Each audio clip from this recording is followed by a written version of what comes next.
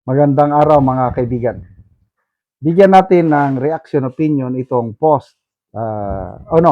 In article published sa Inquirer.net. Title, Legarda joins San's call to prove government aid distribution in Batangas.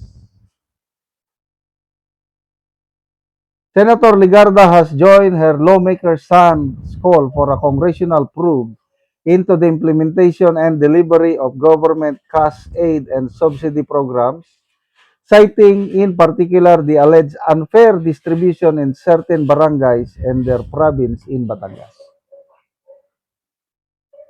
Her proposed inquiry was contained in Senate Resolution number 381, which she filed on Monday, May 4. Her son, Batangas 1st District Representative Libeste, has made a similar push in the House of Representatives.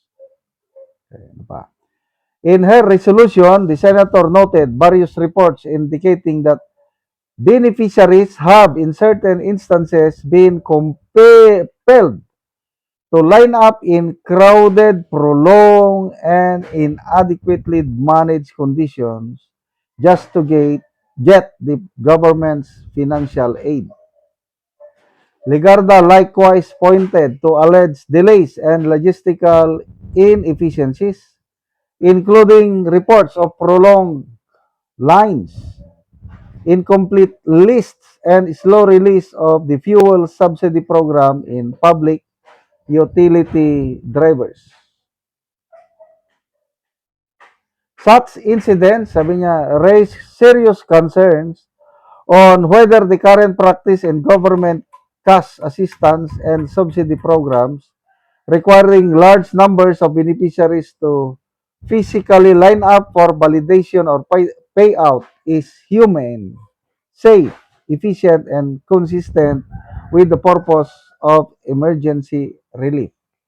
She also cited several reported exclusion of at least 84 barangays in the municipalities of Taal and Nasugmo in Batangas from barangay assistance distribution under the Bawat Barangay Makikinabang program. So, this notwithstanding official statements that all barangays were to receive funding and despite their timely submission of the required documents, said Ligarda. Okay. Further reports suggest that such exclusion may have been influenced by local political considerations or other non-objective factors. Photographs from the said distribution also show that the rice packs distributed to beneficiaries bore the logos of executive secretary and the provincial government. Ay, nako, yun na. So ito na po, umiinit talaga ang bangayan. Hindi na lang si Congressman Libeste laban sa mga rekto, pati na ang ina. Siyempre, inahan yan eh. Lalo na ngayon, kailan ba yon? The other day ata, formal nang sinampahan ng kaso ng Administrasyong Marcos si Congressman Libeste at iba pang opisyalis sa solar company ni Libeste. Karamihan mga Ligarda eh. So baka kamag-anak ito ni Senator Ligarda, sinampahan na ng kaso. Kaya ito na, away politika na talaga sa Batangas. Ay sandali. Saan ba botante si Senator Ligarda? I think sa Antique siya eh. Kasi nag-congressman siya doon, congresswoman.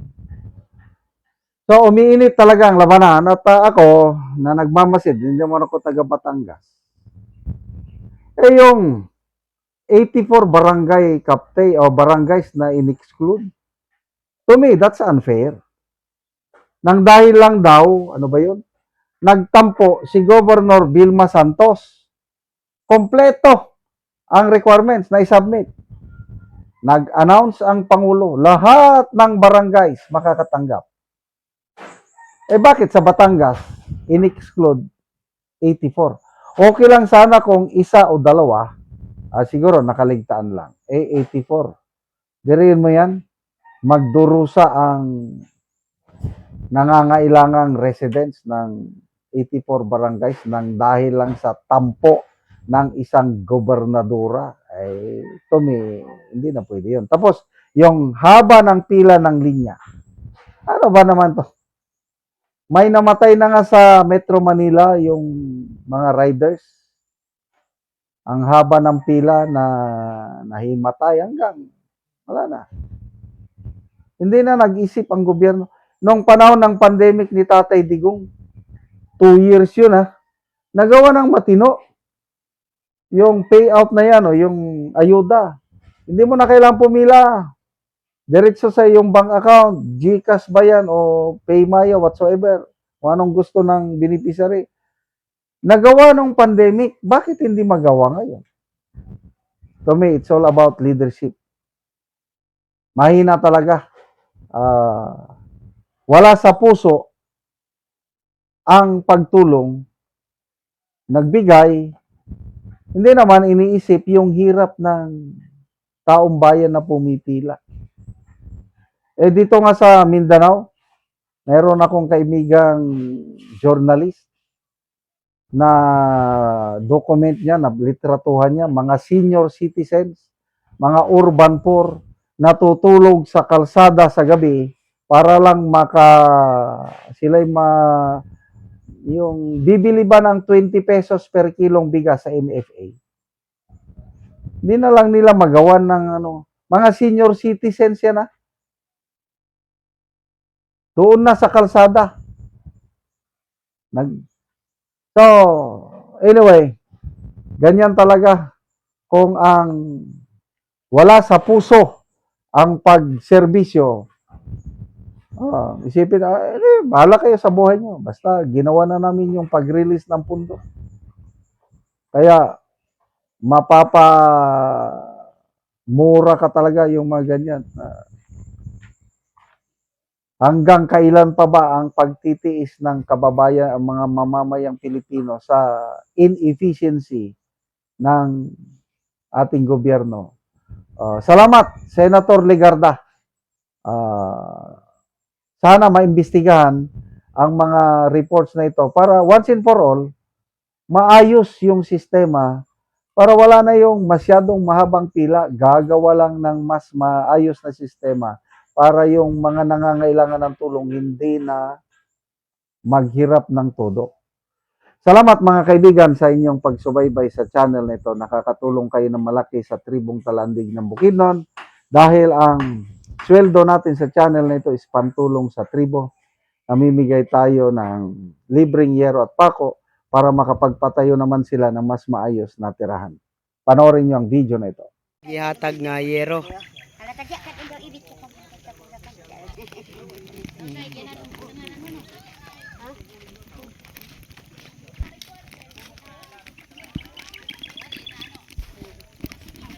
Mao na gid ni ang balay sa natagaan namo yero. Mao na gid ni ang itsura sa ilang balay. Sa gawas nga bahin. O karon ate mo sulod ko si mong balay. O mao na gid ni ang itsura nga tunnel bag lang ang ilang atop. Mga buslot o mga ang ilang yero. Mga dako na gid kay og buslot.